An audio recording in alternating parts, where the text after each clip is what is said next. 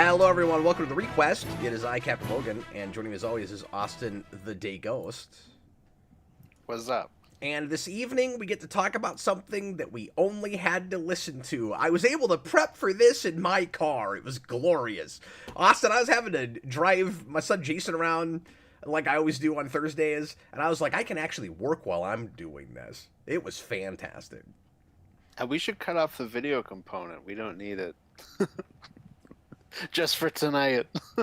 Oh yeah, we'll just do this the whole time, and then you guys can just listen to us. What would have been even better is if we had actually. Well, that would have taken a lot of work though. Is if we had prepped some kind of like screensaver type thing, like the Batman Audio Adventures have, where it's just like a Geekvolution logo on a radio, and then occasionally the background changes. Although we're just always in the same two locations. I don't know why it would change. Just pull up a video of like the little DVD thing that like bounces across the screen and put that over it, and we'll just have the audio over that. Yeah, that'd be good. Yeah, we'll just start doing that. If we ever get another radio show type thing again, that's what we'll do. But anyway, I don't know. I wish probably won't. But I wish there were more of these kinds of things that people cared about and that they would request, because this was so much easier for my evening. I wish I could just only accept requests for these. Yeah, for sure. But unfortunately, that's not going to work out. And I don't know how many people are even going to actually care about this, but a neat request. So this was brought up by Goofster123 on Patreon. Thanks a lot to him for finally making me listen to this. I was tempted by it when it first came out, and then like with so many things, I just forgot all about it. When I was subscribed to Max, I would occasionally see a thing for this pop up, and I'd be like, I should listen to that. But, like, I'm sure a lot of people, I wasn't going to do it on Max. Like, it seemed kind of odd to, like, watch an audio drama on a streaming service. And even if I, like, had the app on my phone and just played it, again, like, while I was driving around or something, it's not like I can turn my phone off and listen to it like I can YouTube. So, I still would have waited until it went to some kind of audio service, and now it's everywhere, which I didn't realize. Even when we announced this, I thought I was going to have to subscribe to Max again in order to listen to this. And now, I don't know where all the time went, Austin. It's been 4 years since this came out. This was 21, and I only got 2 seasons, and it was later on put on both Spotify and YouTube, and there might even be in other podcasty type places, but you can listen to this for free really easily and legally even. Yeah, wild. Isn't that neat? Yeah, it was something that I was also like, that sounds cool that they made that, but I have no idea where I'm supposed to listen to it. Well, and you especially because you couldn't have listened to it on Max even if you wanted to in Canada. Yeah, exactly. So it fell by the wayside. Teddy just put in a $10 super chat and is screaming at me in the super chat. But thanks for the super chat. Well, until the last 3 words, then he's not. Then he's whispering, which is way scarier. I'm gonna let you read this one, and you feel free to interpret it in any way you want to, Austin. He says, "What is this crap? I'm not here to watch. I'm here to listen. Get with the program. Does committing mean nothing to you people? Anyways, I'm sick." So I'm sorry you're sick, Teddy. I'm gonna do this the whole show, where anytime it comes up that people are just listening to us and not watching, I'm just gonna switch to the title screen. Oh, there you go. I'm gonna do it every time. I'm gonna be so irritating about it too. Watch it never come up again. I have the power. It'll never come up again. True. Hey, I can come up with any. I can use any excuse I want to, Austin. It is true. Well, it is your channel. Your choice. For the super chat, and I'm very sorry that is that the new slogan? You gonna get T-shirts made? Of course. I'm make a whole movement. Teddy, thank you for the super chat and apologies, or I should say, sorry that you are not feeling well, and I hope you feel better. But at least You don't have to strain your eyes looking at us while you're trying to feel better. You can just listen to the soothing sounds of our voices. You can also put this on your phone, put your AirPods or headphones in, and then throw your phone across the room, and then you would only be able to hear us. That's true. Now, are you throwing your phone across the room just for the novelty of not having to have it nearby, or because you're so upset that you're sick that you just need to toss something? Well, no, it's more so, you don't have to see it. You can only listen to it at that point. Okay, but I don't know why you have to throw your phone. Mhm. You know. It was so that it's not near you. You're not looking at it. Let's go ahead and get into this. So, Batman: The Audio Adventures. I knew nothing about except it's a radio play type thing. I thought from all the iconography we got about this show, Austin, that it would be more of a like 40s type period thing.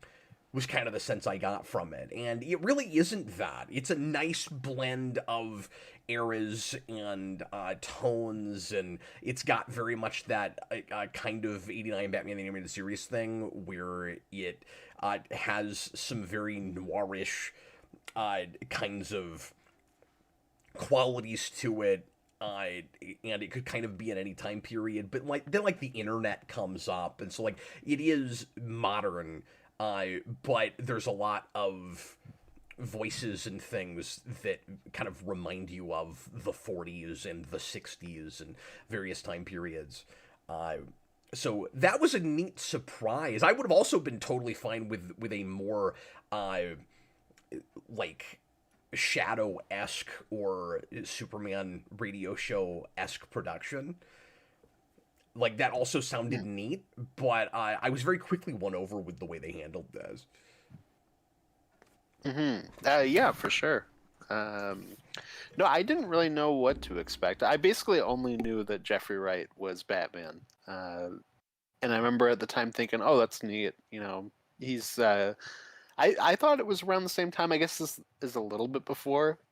So it was more like, that's cool. He's going to be Batman like right before he's Gordon. But Yeah, isn't that crazy? yeah. Mm-hmm. Well, and I don't know this for sure, but I have to assume that he was actually cast for this before he got the Batman and didn't even know he was going to get the Batman. I don't know if that's true, but here's what's weird about it. The first episode, in the narrator at the end when he's going through the cast and everything dates this 2019. And so I don't know why it took 2 years to come out, but it was at least recorded in 19. Was he cast by then? Probably, because that is like a movie that's hit really hard by COVID. Oh, that's true. So it depends, but because Matt Reeves is writing that in like 2017, so it is possible that we know he's cast by, or at least he is cast by 2019. Well, I guess even with that, it's entirely possible that the Batman has nothing to do with why he got this gig. But yeah, I imagine it's probably not. But I don't know. But it is really weird that he would get both of these things around the same time if they're not related. So I don't know, because I mean, he's such a movie guy. That sounds like a big get. Yeah, I mean, he is, but like he's not like a major superstar guy at the same time. That's true too. So, well, and I guess I also wonder if he's done other voice work and I just don't know about it, or if he's done any audiobooks and that kind of thing, because he's got a voice for audiobook, and I wonder if he's done that kind of stuff. Well, now that you say that too, part of what was funny about it at the time was this would have been around the same time What If started, and he's the Watcher in that too. So it's like, oh, he's doing both at the same time.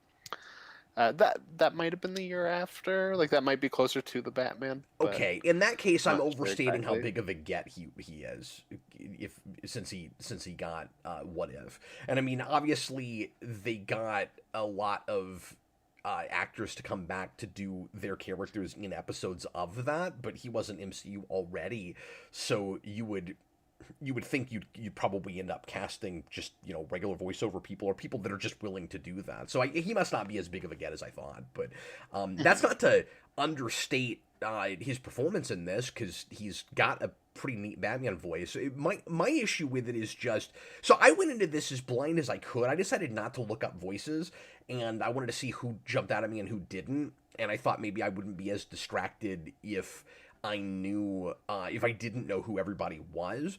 And I actually didn't come into this knowing that it was Jeffrey Wright, and I figured it out after maybe his second scene. And as soon as I caught it, it did get really distracting. Like, I think he's got a cool Batman voice, but then all I could see was because he also has a really distinct voice. So now I can see is Jeffrey Wright in a Batman suit, and it did make it a little bit harder to get wrapped up in the fiction of it. And again, no disrespect to Jeffrey Wright. I think he's a cool pick, and I also think it's cool that they didn't pay very much mind to ethnicity or nationality when they cast people with this, which is a very old school traditional way to do this. You just go with voices that you think sound good for the parts, and you're totally colorblind otherwise, and that's not. We don't do that as much these days, and it's kind of not as accepted as it once was. And so I had a lot of respect for them for just going with voices and not really thinking about anything else. I thought that was cool. Yeah, for sure. I mean, maybe no, it was not funny as to me true 'cause- with their Gordon, because that's Keenan doing. Hopefully, this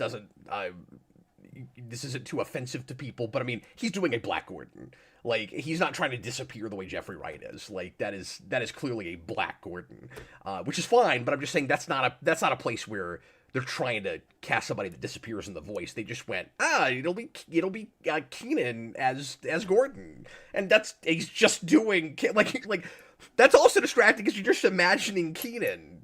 Doing an SNL sketch where he's Gordon, and then when he's got scenes with Batman, all I can see is Jeffrey Wright in a Batman suit next to Keenan in a like 40s Gordon outfit with a mustache. Yeah, it's wonderful. It's kind of fun. But yeah, and I think I definitely had more of that than you did, just because I recognize a lot more of these. Because it's a lot of SNL actors. But I don't know. Some of it I get kind of used to as it goes along. Yeah, me too. And I think the longer I listen, I'll pray, and I probably will go through this. I liked it well enough to keep going with it. I think the longer I go through it, I'll probably settle more into it. And as we keep introducing new voices, you just can get accustomed to some of these people. Like they've got Brooke Shields as Vicky Vale, and they've got John Leguizamo as the Riddler, and like after a while, you just go, okay, I'm gonna know all these voices, or a lot of them anyway. Mm-hmm. Yeah, for sure. But I also agree that Kenan Thompson is definitely the most distracting. And he's not bad, but I'm wondering. I am hoping to get some more serious scenes with him because I want to see if he gets real dramatic with it and if he can pull that off. Because right now it sounds like he still thinks he's in a comedy sketch, and they're giving him material that goes along with the way he's playing it, so it's fine. But I want to see him stretch his legs a little bit. Yeah, well, and that's something too, is because this is written and directed by an SNL writer, and there was part of me that going, okay, I'm pretty sure he wrote these for like these specific actors, or at least once they got them, went, oh, okay, like I've written for them before, I think he definitely did in the case of Gordon. Yeah, we should have said that up front that this was an SNL writer, which I also didn't know going into it, and it's odd how well it works. Mm-hmm. Yeah. No, I'm not familiar with that writer / director. So, like, I don't know what exact period. Like, I could be off base by saying that. Like, maybe he wasn't even. I mean, with Kenan Thompson, he's been on that show long enough. He probably was writing it while Kenan Thompson was there. But, for other people, it's maybe not entirely Kenan fair. Thompson has been on that show since you were born. That's what I mean. He'll never leave. He's the one person that will always be there, which is kind of nice in a way too. But no, but another one too is Hill, Mayor Hill. because that's Jason Sudeikis, Yeah. and he's giving a very like sarcastic Jason Sudeikis performance. So like that feels very tuned to this is the person that will be doing it. So So I'm gonna lean into that. we advertised this as 1 and 2. I went ahead and listened to 3 because I was in my car, I had time. Have you heard the third episode yet, or did you just listen to the first two? I didn't get a chance to listen to 3, but I listened to the first 2. So Sudeikis especially gets more comedic and SNL-y in the third episode, and he finally gets a scene with Batman where you find out that he has been doing some real shady, uh, like possibly human trafficking type stuff where Oh. where he's been it gets a little bit more adult as it goes along. I was kind of surprised by how family friendly the first episode seemed, and then it ramps up a little bit more as it goes with adult subject matter, but still not so far that I wouldn't let my kids listen to it so far. But anyway, that at least of a certain age, I guess. But anyway, there's a whole thing about like a auction with rich men bidding on women that may or may not be doing that of their own accord, and Cool. Batman just kind of throws him to the wolves. Like the mayor's like, "Oh, you got to help me get out of this," and he's like, "No, you're on your own." And it's pretty great. But there's a long story short, Catwoman is upset with him for being misogynist and going after women like that, and Batman kind of just leaves him to Catwoman. But anyway, it gets the plot is thickening more episode to episode, and it's even a lot more involved by 3. There's a lot more Penguin stuff there, and you get your introduction for the Riddler, and you get your introduction for Vicky Vale, and just a lot more characters that are starting to pop up, and a lot more references. I'll bring more of this up later, but a lot more references to other villains that they'll either do eventually or are just world building and letting you know are around there. Like there's a Killer Croc reference, and there's a Clayface reference, and just on and on.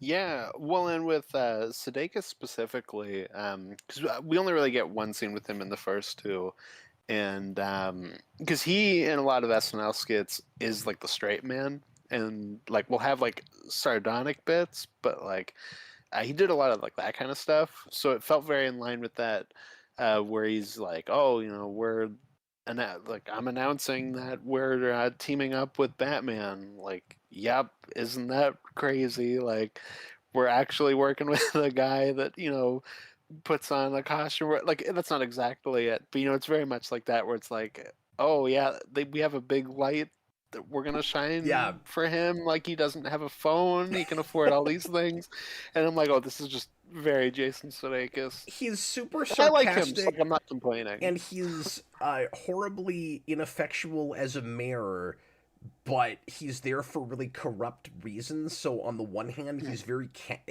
candid about everything, and is like kind of transparent and just calls things like they are, but he also does not give a crap enough to try to fix anything. hmm Which, I mean, I guess makes sense for like this kind of dark but comedic Gotham, where it's like you have a Yeah. mayor that's just kind of like, I don't know, I'm just gonna hear. Yeah, it's really tongue-in-cheek and not taking itself too seriously about all the corruption and darkness in Gotham, where like a lot of the comedy comes from just how exaggerated and over the top messed up Gotham is, and it's a really fun take on it, where it's simultaneously really dark and screwed up, and that's the stuff I'm laughing at the most, especially with and this thing is really taking advantage of the medium it's in, where you get a lot of fun commercials and like public service announcements, and a lot of the world building and character introductions come from that stuff. And You'd think you might get tired of it, where you'd go, in 35-minute episodes, you might want more like actual scenes with Batman and character building and stuff. Because a good 10 minutes of it are ads and interviews and things. And I don't know about you, Austin, but I never got tired of that stuff. I thought it was a lot of what added texture and made it a great deal more entertaining for me. Which I'm surprised I'm saying, because that's the stuff that's most SNL like, and I thought that's where the most clever stuff was. Yeah, absolutely. I mean, I think there's things that I find funnier than other bits, but like at the same time, like no, I am glad that that's here. Like And it SNL. should be. Like I Yeah. kind of dug the variety of it. Like even when I Yeah. didn't find like you said some things as amusing as others, I that kind of helped blindside me when it was really funny. I like the funniest one to me is actually in the third episode. I there's a really good Scarecrow PSA in the second episode that killed me. That I thought was just delightful.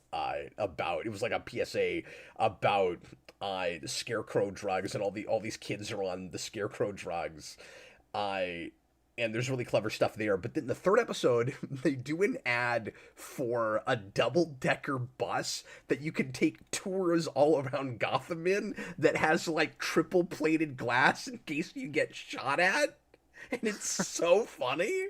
And it's got a Yeah. jingle that was stuck in my head for an hour.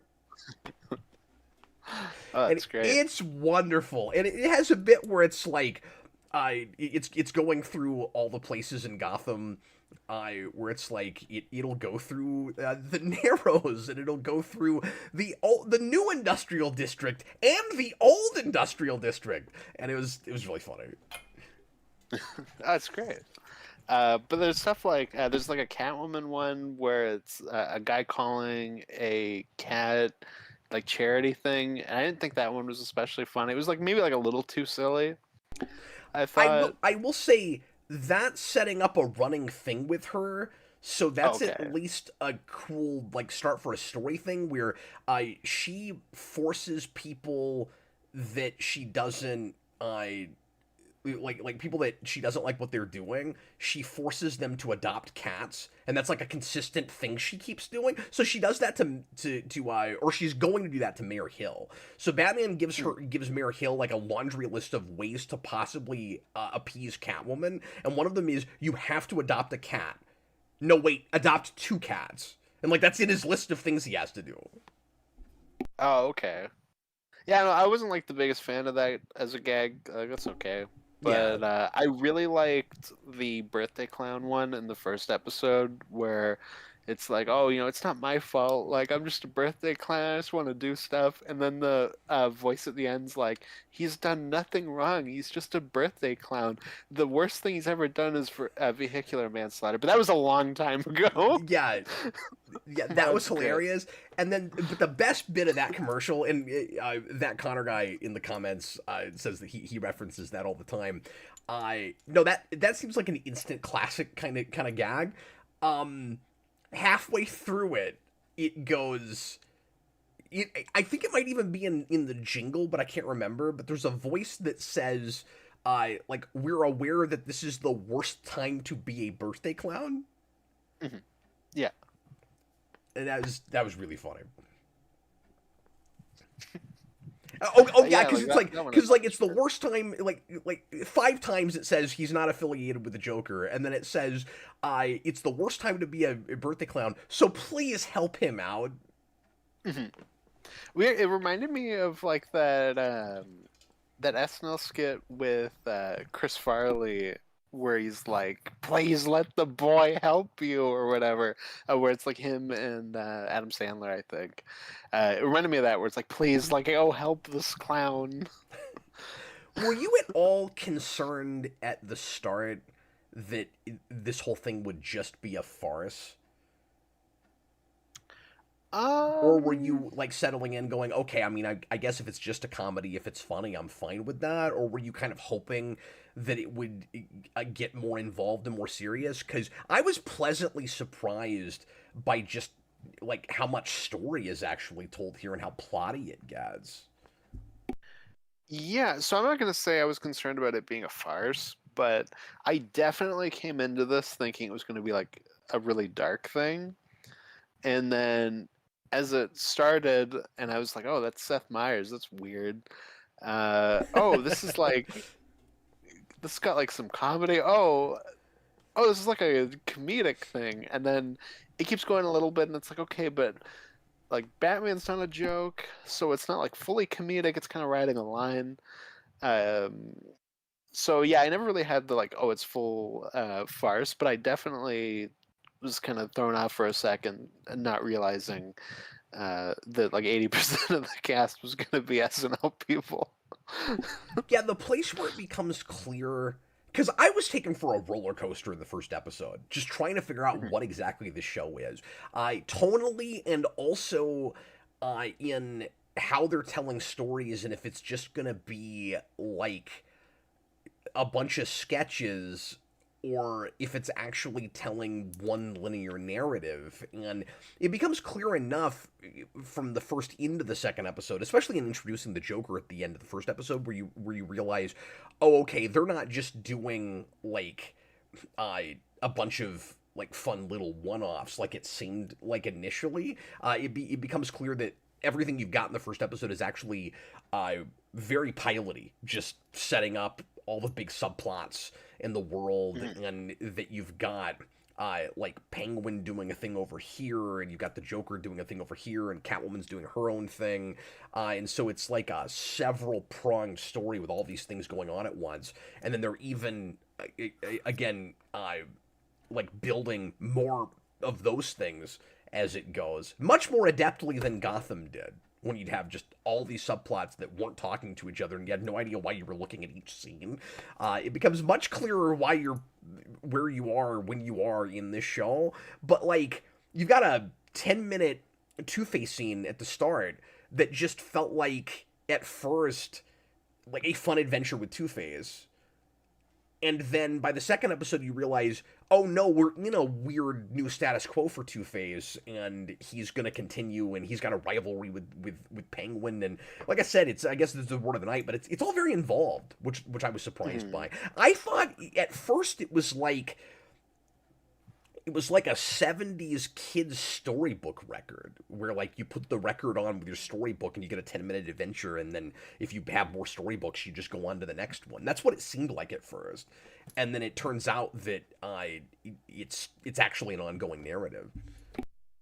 Yeah, and I was pretty sure it was going to be an ongoing narrative. I guess to go back to your question from before, I think the moment when I realized it wasn't going to be just a joke thing, and actually kind of threw me the opposite for a second, where I was like, oh, is this maybe not going to have much comedy at all? Was that because after I found out Seth Meyers was in it, I looked up just the cast just because I was interested at that point. And the guy who plays Two Face is a main actor on Mad TV. And when we get him and they're not just doing jokes with him, I was like, oh, okay, is it just that we cast a bunch of comedy people but in like a drama? So I'm like, is it like a is it a thing like that where it's like, oh, these are just the people we cast, but like it's not going to be full comedy. It ends up being It kind of a seems mix, they've done but both, yeah. yeah, exactly. So I But think that kind of threw me off again. yeah, So and like I said, I really settled in by the second episode. But what's really fun about it for me is that it is simultaneously 60s Batman and animated series all at the same time, like a perfect 50-50 split between those things. And obviously there's lots of nods to other stuff, and you can see a little bit of the Batman in certain characterizations, and I mean the cartoon show, and kind of everything else under the sun. But tonally and status quo wise, it's those two shows, and that seems very yeah, intentional to me, because yeah, I agree. you have a narrator that's doing a very 60s Batman kind of thing, with a lot of alliteration, that's kind of intentionally cornball, but it's or campy if you like, but the story itself is not campy, or at least Yeah. it's got undertones that's more serious. Like the that initial Two-Face plot is a very like 60s comic kind of Two-Face thing where they get so many like duality and two puns out of the way in that first Two-Face scene. I was like, I don't know how they ever do Two-Face in this again. They've run out. I know. I was like, it's perfect because he should have that. But no, it's very Brave and the Bold in that way, and I don't Yeah, mean that that it's too. in any way like Brave and the Bold, but it feels like these are two things sparked out of the idea of what if 66 was kind of what you thought it was as a kid, Yeah. and I agree. This is very much a split between 66 and animated series. That's definitely part of its identity, and in a way, it's kind of cool that they start with Two Face for being kind of like a modern 66 kind of show. Yeah, since he wasn't able to be in that. And I was imagining in that first scene, I was like, oh, this is what he would be like in that show. Except Yeah, he's allowed to do uh, you he's know, allowed to be kind of creepy. more serious crime than he would be allowed to do in that show. He's not just trying to steal something with a number two on it. Like he's seriously threatening somebody's life. So that's Yeah. good. I was surprised to have a not growly Two Face. Yeah. No, I really liked their Two Face, where he does a good job of separating both personalities, but you're right, it isn't uh like the animated series where he's kind of got like a Bale Batman voice for like the Two Face side of it. Yeah. I'm really accustomed to that. It was really odd that they both Mhm. had relatively normal person voices, but he's still doing a different voice for each of them. Yeah, it's still very distinct. Like you know which one's talking. And I also like that they like bicker. I thought that was cool. Yeah, one of the coolest. Well, and I also like his like new identity crisis that he's having. hmm Yeah, and I don't get as much of that, but like I can obviously kind of see where it's going with that in episode one. Yeah.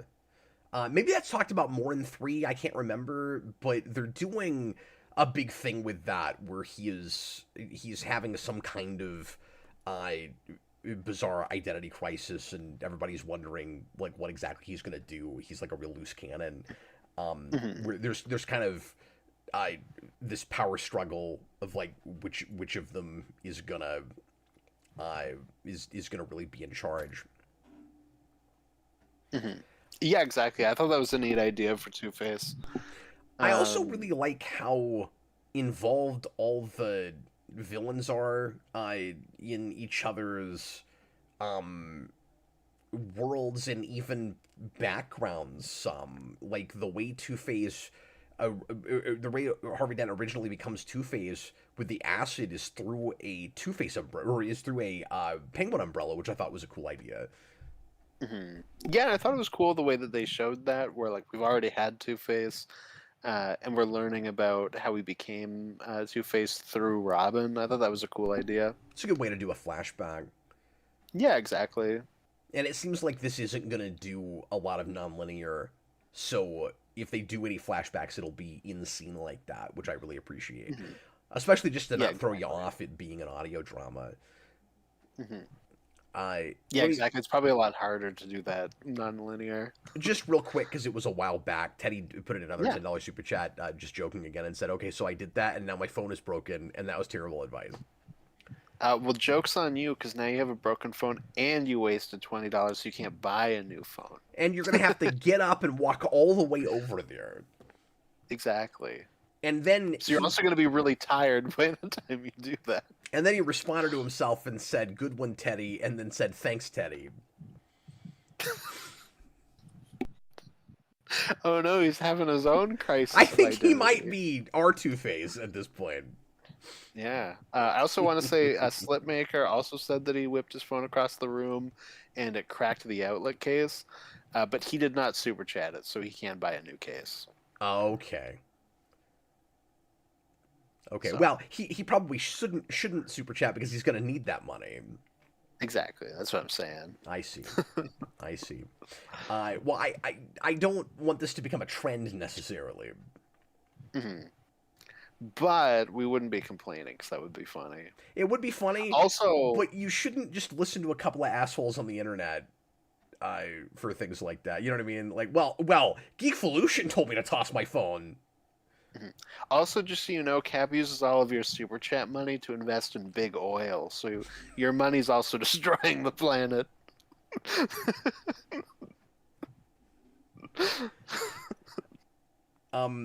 Look, you signed an NDA, man. Like, I don't know what to tell you. Sorry, sometimes things just slip, you know. Like makers. Exactly. Anyway, let's back off for a second, and let me just ask you: are there any voices in this that like you really didn't care for, that seemed like really strange choices, or even just characterizations that you're not uh, sure if you're on board with yet? Just a couple episodes in. No, like I said, I think the one that was the most distracting to me was Keenan Thompson, just because it's just Keenan Thompson. There's a couple that take me a little bit to settle into. Like Robin, I know that actress, like I only see her when she's talking, and it kind of takes me a little bit to settle in.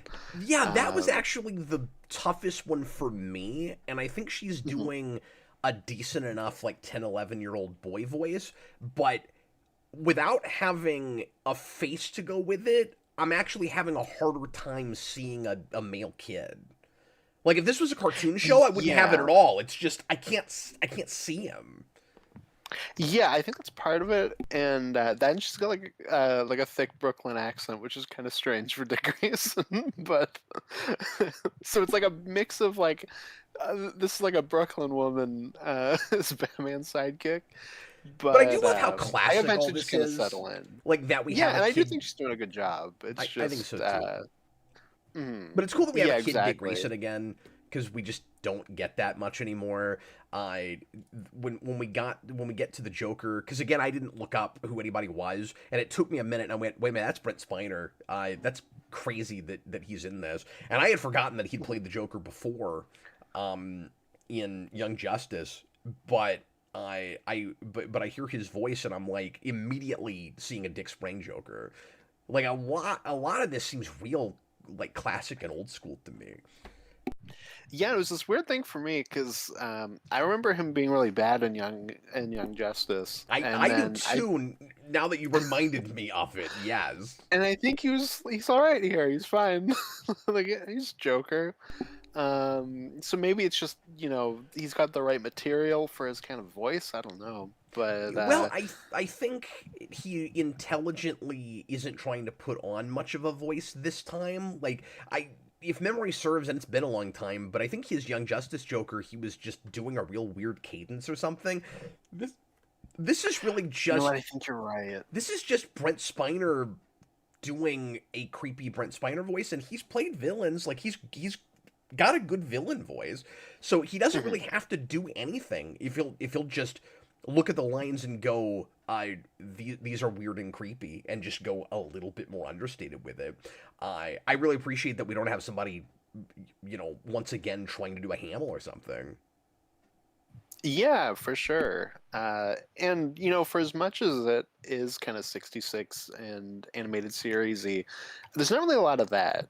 There's not really a lot of people come in and they're just trying to do one of those voices. No, I really appreciate So I it. do appreciate I that. appreciate that. Yeah, actually, I'll say, and this just goes with the territory. I don't know how else you do Penguin really, but the only voice that is kind of been there, done that, I've heard this before, is the Penguin voice, but kind of from the Batman, like not even animated series. He sounds more like the Batman Penguin voice. It was funny because he pops up in episode 1 and all I'm you talking about get the is cartoon show, not the movie. yeah, no, I knew what you meant. For audience that Um, doesn't know what I'm talking about. he pops up in episode 1 and all you get is wah! And instantly I was like, yep, that's Bobby Moyman. I don't even know who that is. He's also an SNL guy that's been on there for like forever. But I was just like, that's funny that like instantly, like, all I needed was that one like, wah! And yep, I got it. That's funny. But yeah, so I think that is kind of interesting. I don't know, like once we get to characters like Harley or something, like if it'll be more, kind of what type thing. But Yeah, I wonder if that'll Well, be I a guess. different take at all, because so far everybody's kind of got their own approach to it, except for, I guess, um, I what's his face Tudyk doing Alfred, because he's doing a pretty traditional Alfred voice, and it's pretty Mhm. crazy how that guy is able to just disappear in roles. Like, I'm familiar enough with his voice that I can kind of tell it's him, but he's putting on a really good voice with that. Uh, Mhm. it's really odd you don't just go to a British actor, and that's why I'm saying like they're not real concerned with nationalities and stuff. Mhm. Yeah, for sure. Um, no, with I mean Tudyk, yeah. When he pops in, it's like, oh yeah, like he works as Alfred. It just kept making me think of Superman because he's basically Alfred in that. Just as a robot. Yeah, that's true. I But don't no, think I've he's ever good. heard him do straight up British like this before. Oddly, Tudyk has done a number of robot voices. A lot of robots. I feel like I've definitely heard him do British before, but I'm also not thinking of where I've heard him do British. But Because I think I his have. voice in uh, as that robot in Superman is not that far off from his Danger Boat Hmm. in the TIG. Yeah, no, that's true. It's Dan's at least not Den. similar to his Rogue One robot, so it's not like he's got one robot voice. That's true. I forgot he had that too. Dan's Den, Alfred Batman animated series wasn't played by a Brit either. That's true. But I feel like most of the time, subsequently, we usually get actual British actors to play Alfred. Well, and we were talking about this beforehand because you said to me like, "Oh, yeah, you're right. We never have a bad Alfred." I guess like the closest we have is just the first animated series Alfred, but like That he's one's okay. that one's pretty rough. Yeah, it makes sense they got a new guy, See, but I want to say it's not fair to that actor because when they brought in the second one, Somalist or whatever his name is that his name? I can't remember. But when I when can't they remember. but when they brought in the second one, that becomes the voice that you're accustomed to, and a lot of people, maybe even including me, heard the second voice first because I don't know if I was there on day one or if I was like a few Yeah. episodes in, and actually it wouldn't even matter because they aired them out of order. So like, is it the is it the second Alfred by the time you get to the Catwoman two-parter that they aired first? And actually, they didn't even air the two-parter first. They aired the first part, then they put 2 episodes between it, and then they aired the second part. It was preposterous. But I like Fox was already doing that kind of crap all the way back in 1992. But I digress. So I want to say it's not totally fair because we're comparing like the perfect Alfred voice to that voice, and if he had been in it for 3 seasons, we would just be used to that voice, and I don't know how critical we would be of it, but I want to say it's objectively not a great Alfred voice. Well, it's just anytime that comes up, all I can think of is the like, "Oh, I drew you a bath, sir." Yeah, remember that? That's the first thing that comes to my mind. That's probably an awful impression of his voice, but that's what I hear in my head. Yeah, it kind of sounded like he thought he was in something more cartoony That is than possible. And everybody else. now that we have the audio for Tim Curry's Joker, I have like a little bit of that too, with Hmm. his take on that. Yeah. But anyways, now we're just riffing on this man. Well, anyway, back to the audio drama though. I definitely want to keep listening to it. I'm curious to see what envelopes it pushes and how serious it will go with it, how much fun it's having with the comedy, both of the commercials and things, and still in scenes with villains and stuff. Where, like I said, it's really finding that balance between drama and comedy. Mhm. Yeah, I'm interested to see kind of like what other characters sound like, and their takes on them, and just where they take like what we do have from here. Like I'm interested to see their Batman and Joker interact. Yeah. That's another place too at the end of episode 1 where we get the two thugs going to meet Joker. Like that's a place where it gets a lot darker too. Yeah. Well, and I meant to say, starting with a kind of what seems like a lighter premise in the first place, where one of the big inciting incidents of this, like you alluded to earlier, is Batman is not just working directly with the cops, but is considered a duly deputized officer of the law like he is in the 60s show. And what's interesting about it is that sounds absurd, but it actually ends up being a better excuse for the bat symbol and for people putting up with Gordon and Batman's relationship and all of that, where it's like you kind of buy them turning the signal on every night and all of that if it's an official thing they're doing. Mm-hmm. Yeah, It absolutely. was almost using something from the 60s show to make all of that more believable, which I thought was kind of genius. Yeah. Yeah, exactly. And then that's where they kind of run some of the comedy too, is kind of laughing at, some of that stuff without making it feel too parody at the same time. It's Like I also said, it fun. helps that it's. Yeah, sorry. No, I was just gonna say it helps that it's being made fun of by Jason Sudeikis, who is more sarcastic, so it doesn't feel like as parody.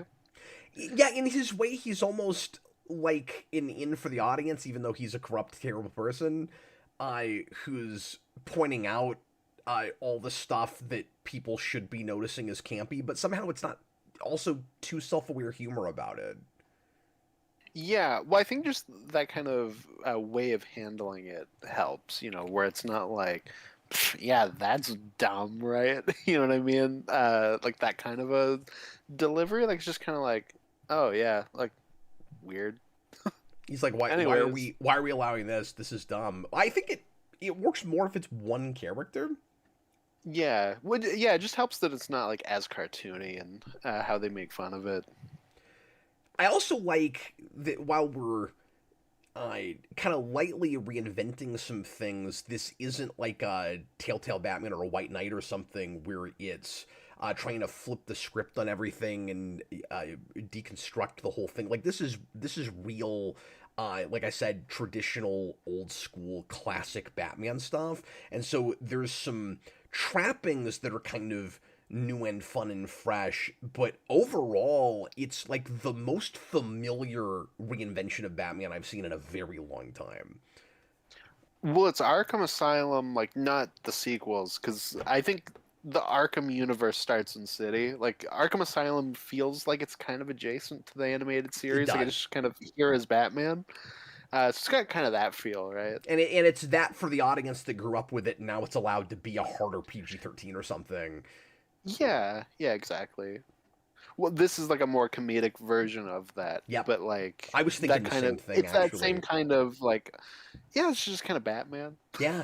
Like it's not really, like doing anything too crazy or anything too like safe at the same time. It's just here's Batman. Well, and I think that's really appropriate for an audio drama because it's very easy to visualize all of this. You just have Yeah, the classic versions in your head, whatever that means to you. yeah, Like you can yeah. easily forget the voices. You can easily drop all the character models for animated series in this if you want to. But my head is going more to like Neil Adams and like mid '70s Batman stuff. I was gonna say that too. Like I can almost see that artwork over this. I'm very curious to see what the illustrations look like in the tie-in comic series, which I didn't even know existed until today, and I'm gonna go out of my way to seek that out. I'd like to read those. But they did a 7 issue. I want to say maxi. I wonder if it got canceled or if it was only supposed to ever be 7 issues. Yeah, because that's a weird number of issues. It is kind of strange. I just saw that there was a special. I didn't realize that there was like a whole 7 issue series too. Yeah, they did. You're right. There's 8. There's a special, and then they did a monthly. And I Mm.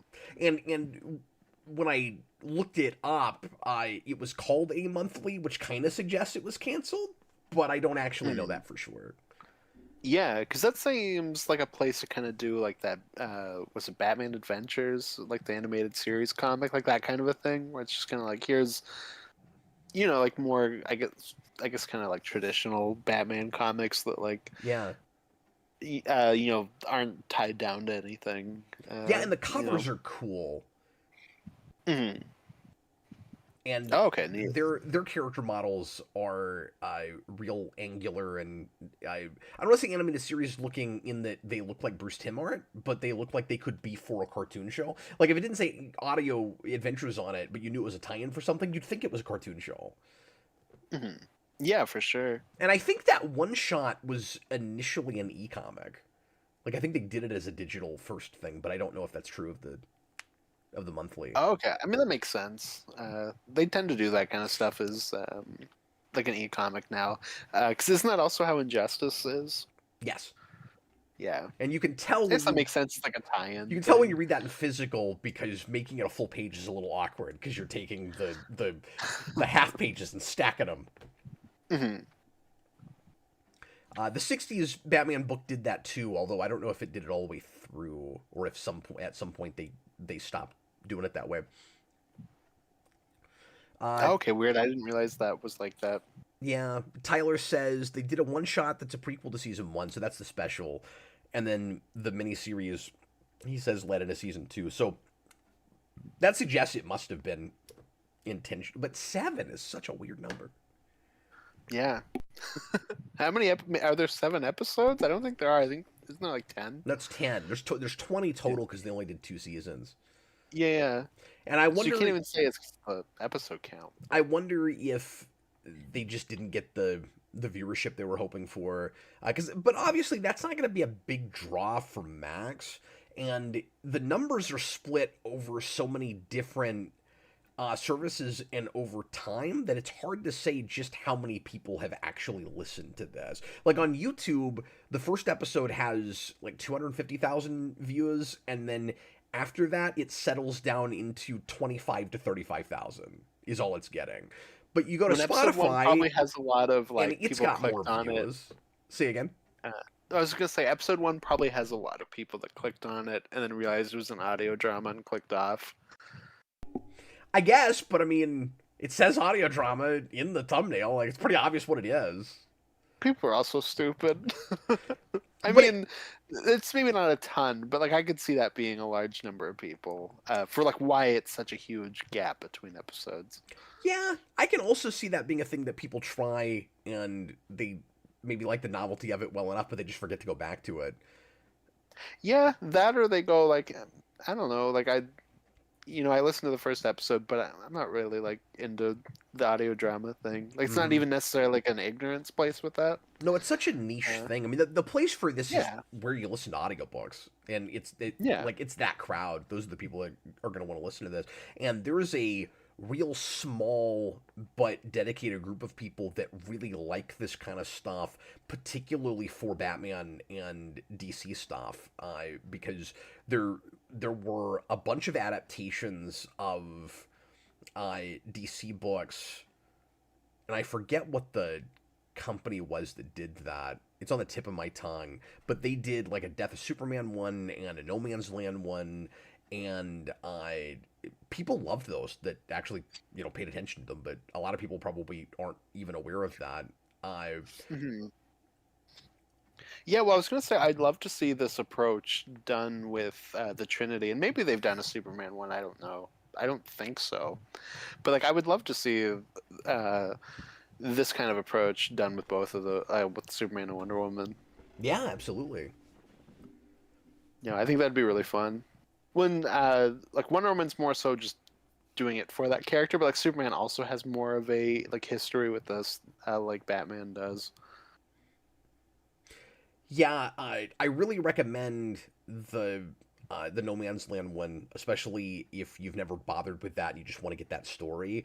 It is more audiobooky in that there's a narrator that's talking a lot more often and probably giving you more information than you need. Like, because I think it is an adaptation of Greg Rucka's book, like specifically, and it might be somewhat abridged. I'm not sure, but it's also got sound effects and music and like different voices. I'm pretty sure it's got a cast. I might be wrong about that, but I'm pretty sure it's not just the narrator. Oh, okay. I'll mention this comment in a second, but I just wanted to throw out while we were talking about this. Yeah. My favorite bit of narration in this is when Batman's fighting Two-Face, and it's like, Batman smashes this light, and it like burns bright, and then goes dark, and then the narrator goes, and then somehow Batman was behind Two-Face. Yes, I was. So Jason listened to that first episode with me, and he and I cracked up at that. I was like, that is fantastic. We thought that was so funny. I wrote down, and I sent these to you already, but I wrote down a few lines that I thought were really good. Yeah, the one that made me laugh, and I don't know why. But there's a place where Batman says, "I don't know how a needle got through my suit, but it did." Like, so you just not have Kevlar everywhere? Is that a really special needle?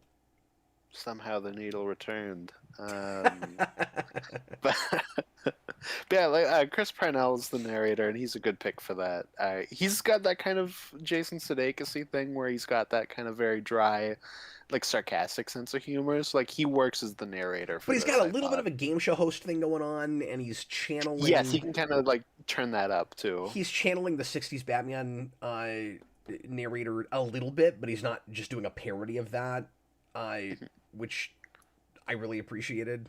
You know who he reminded me of? Just the voice he's putting on. I never thought this is who it was, but it reminded me of this. It reminds me a little bit of the narrator of the audiobook version of Marvel: The Untold Story. Oh, okay. Sounds a lot like that guy. Yeah, interesting. Yeah, I don't even know who does that.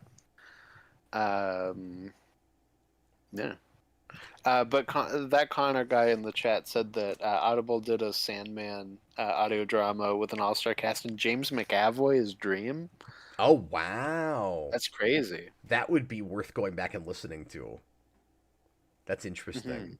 The Death of Superman one is really funny because of Lex Luthor's really thick Australian accent. It's so funny. Fantastic. And I mean that's correct for that period because Lex Luthor too had an Australian accent, but it's put on and it's made up and it's so hilariously obvious. Like, but if you're not familiar with those comics, it's not like they set you up and give you any clue as to why he has an Australian accent. You start listening to that, and you're like, that's a choice. All right. It's like I know some of that, but like only in comics, man, can you say Lex Luthor 2 is Australian. Yeah, well, and then of course there's the whole thing where like he thinks he's Lex Luthor's son, but then it turns out it's more complicated than that. Yeah. Yeah. No, and I knew all that. It's just I don't know. Sometimes comics just hit me like that, where it's like only in this medium can you say a statement as stupid with a straight face. Yeah, with a straight face that Lex Luthor 2 is in fact Australian. Another '60s Batman thing in this that and of course this extends much past that and is in a lot of comics and stuff, but I really liked all of the riddles and clues and this is the only possible answer kind of stuff. Like Joker is building a villain plot where he's going to go after Batman on Valentine's Day because we're doing the like Batman Joker romance kind of thing. But again, it doesn't feel like we're taking it too seriously, which I really like. And the big clue with that is there's a music box that plays a traditional melody in B minor, and the clue there is supposed to be the Joker is saying "be mine, comma or," and I'm like, that's just classic Batman riddle stuff. I really love that. That's like the thumb drive in the Batman. except not as gruesome. Yeah. And you don't get Batman going, thumb drive. But they both have Jeffrey Wright. Yeah, with Jeffrey Wright standing there going, "That's messed up." Going, that's messed up, man.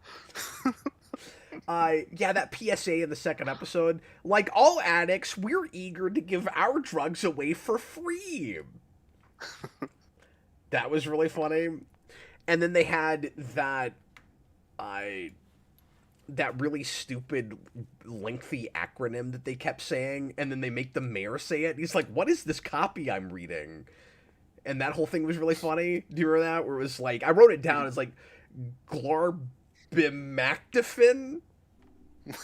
Yeah, something like And they that. just kept saying it. I thought that was very funny. Oh yeah, and then that narrator kept saying really great poetic but kind of really good purple prosy kind of stuff that's like intentionally sort of cliche, like in Gotham it rains on the just and the unjust alike, but only the Penguin holds an umbrella. Like, you gotta love that stuff. Yeah, no, absolutely. And sometimes Penguin's henchmen who then throw acid into Harvey Dent's face using said umbrella. Can I tell you what they do with the Penguin in the third episode? Yeah. So I thought the scene went on too long, but they do this really kind of sadistic but goofy thing with the Penguin in the third episode, where he has a henchman that's like his right-hand man, and he's like this posh older British guy, I think, and he fails the Penguin in some way. I forget what exactly it is he does, and the Penguin's really mad at him, and he's threatening to kill his entire family. And he ultimately tells this guy that he can make up for what he's done by taking this, like, it's really convoluted. It goes on forever. But he says that he can make up for it by taking this really rare bird home with him that the Penguin has, that is a really good mimic, like a parrot, and that he has to say, "I'm sorry, Mr. Cobblepot," over and over again until he goes insane, to try to make this parrot learn that phrase so that he can put the bird, so the Penguin can put the bird on his desk, and whenever he gets so infuriated about this guy, he wants to kill him and his entire family, he'll hear, "I'm sorry, Mr. Cobblepot," and then he'll feel better about it, and then he won't go murder this guy. That's what he tells him. And so he sends this guy away with the bird, and then he turns to another guy that works for him, and he says, and he's cracking up. And the guy's like, what is so funny? And he says, "Well, I like torturing people mentally rather than physically." He says physical stuff is real overrated. And this is, by the way, the real traditional, like, mock sophisticate kind of Penguin that I really like. And he says, "That bird is a common crow and not a mimic at all." Oh, that's good. And so he's gonna be trying to make him say this forever so that I won't kill him, and he'll never be able to. And, like, I think the scene goes on too long for the payoff, but it was also kind of great. Mm-hmm. No, that's a good bit.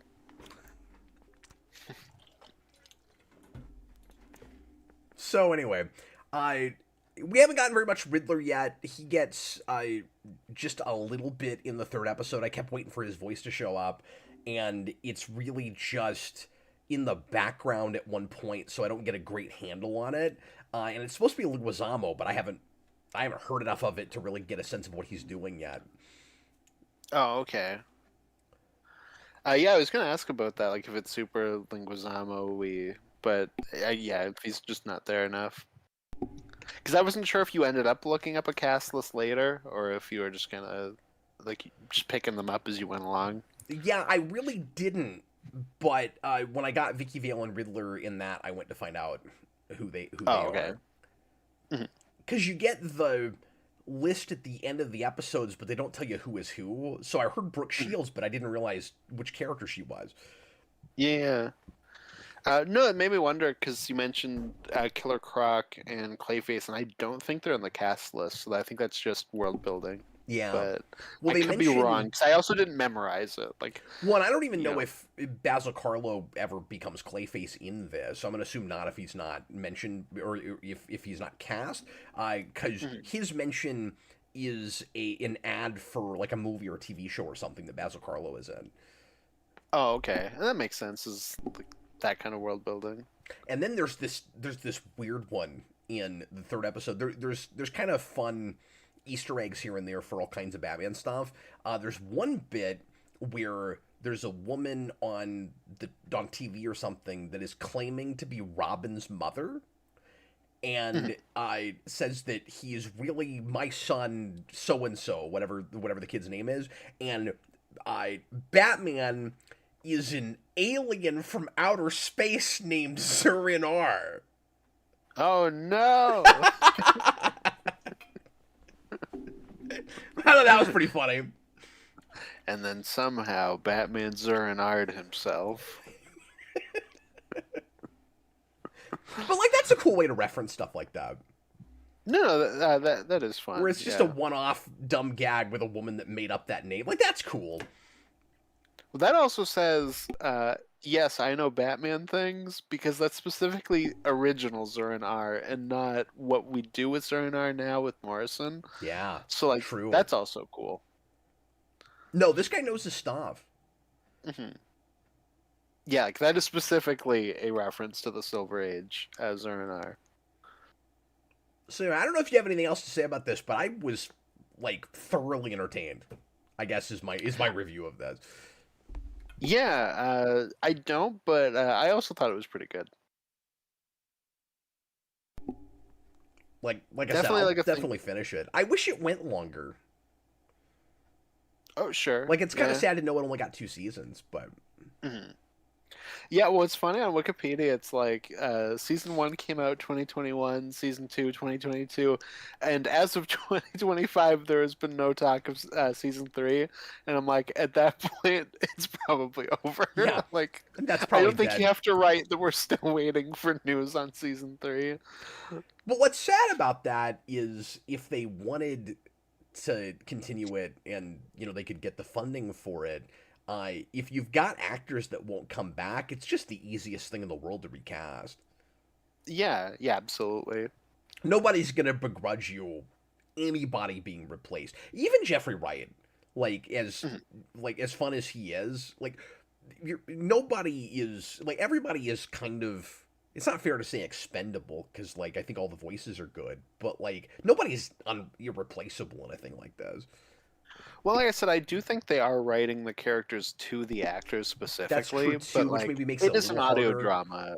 It is still an to audio drama recast. where like it probably is easier to get either sound alikes or just other voice actors you're down with, and you can kind of tweak how you write it if they're not exact too. Like it's not like it has to be dead on like exact. But yeah, this will be the last thing I say, but we didn't talk enough about the format itself. But like I said, I think it really takes advantage of the form, and Mhm. it's a real unique and old school way to tell stories. And I think uh, it's kind of a fun challenge to write to that.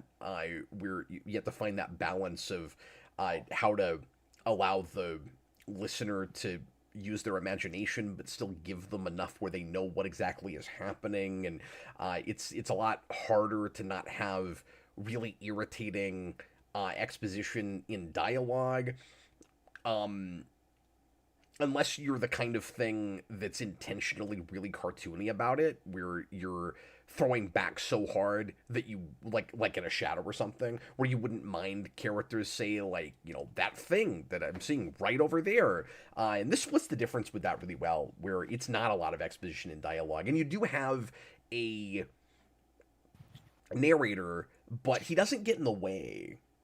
Mhm. No, it's a good balance. Like you said, it's not a ton of narration, but like you kind of have to have at least something there, and they split the difference pretty well, where it is pretty dialogue driven, but then you do get some action and whatnot, and just fun narration in general.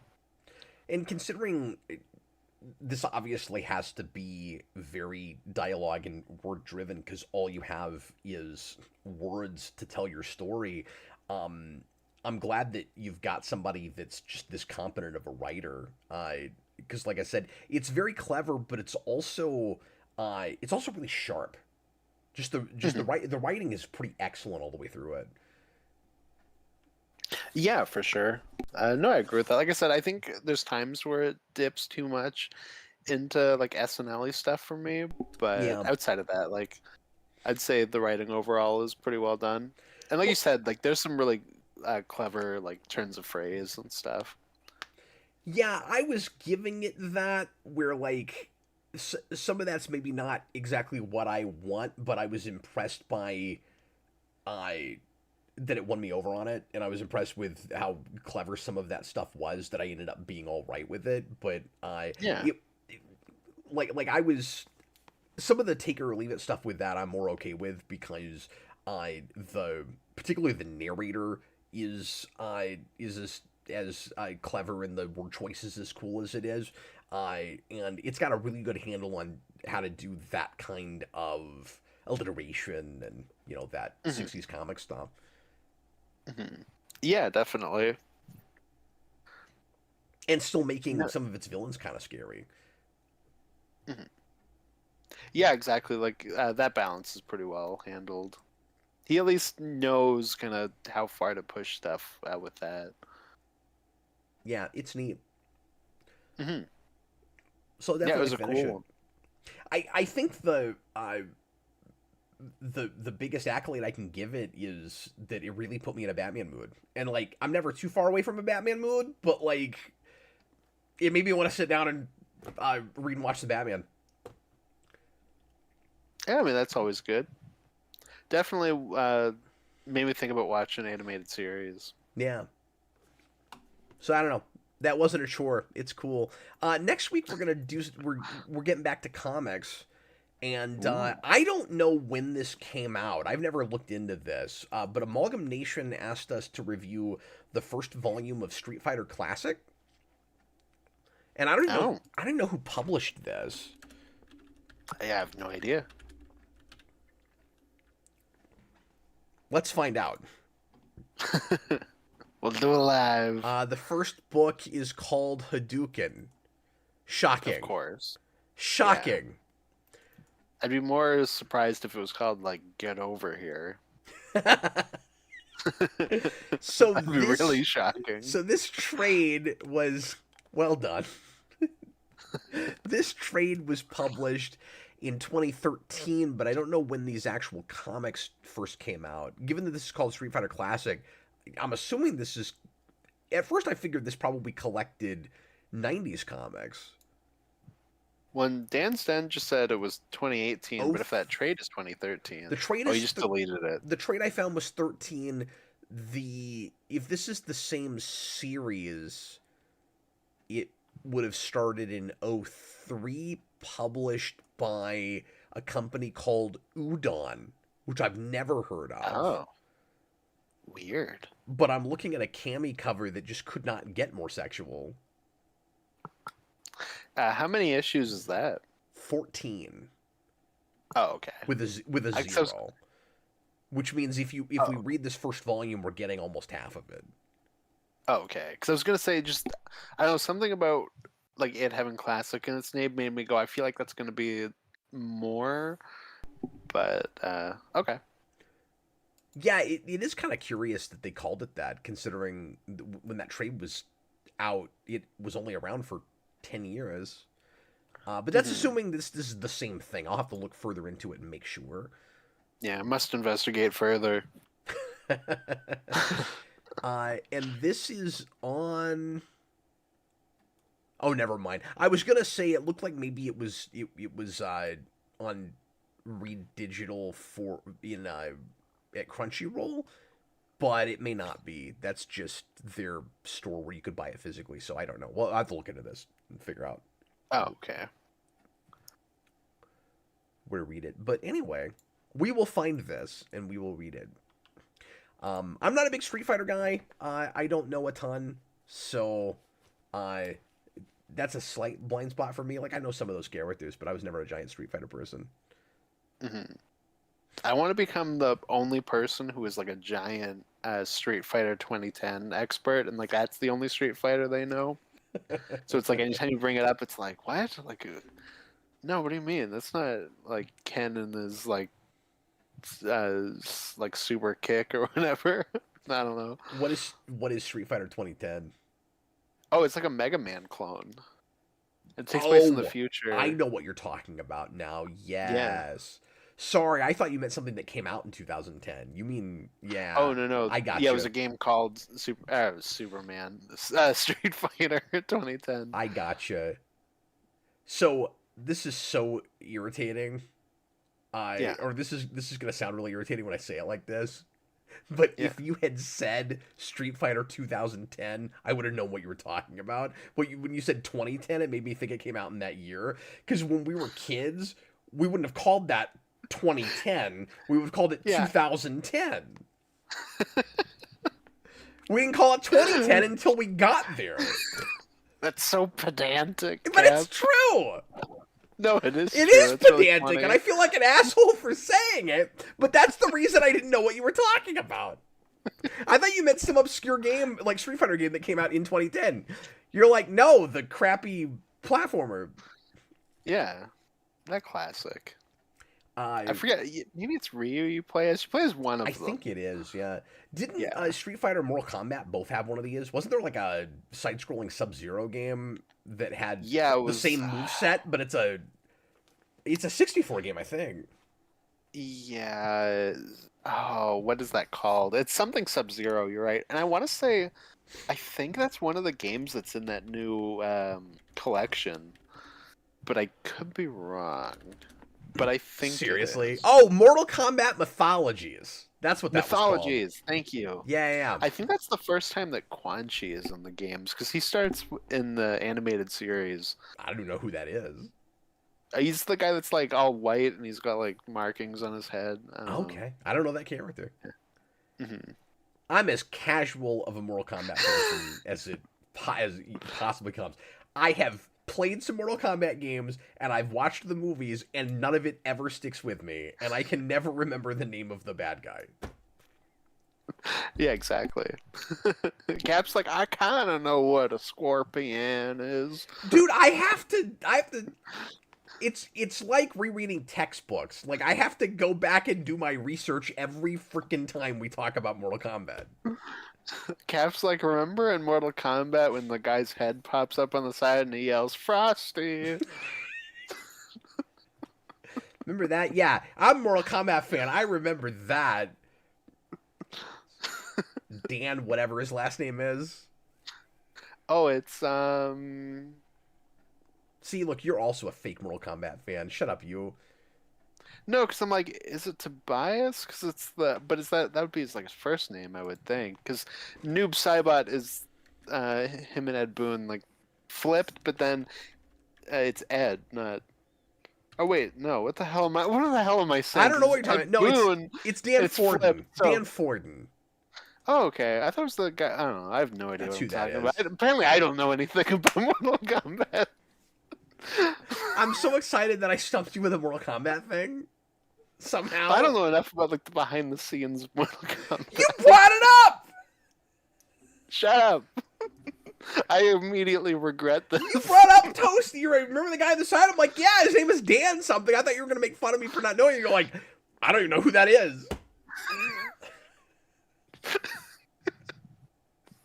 I don't know. I thought that was John Mortal Kombat. That was a lot like Mortal Kombat. That was a lot like watching somebody who knows 5 words in Spanish saying those 5 words to a Spanish-speaking person, and then they start rattling off like you're probably fluent. It was just like that.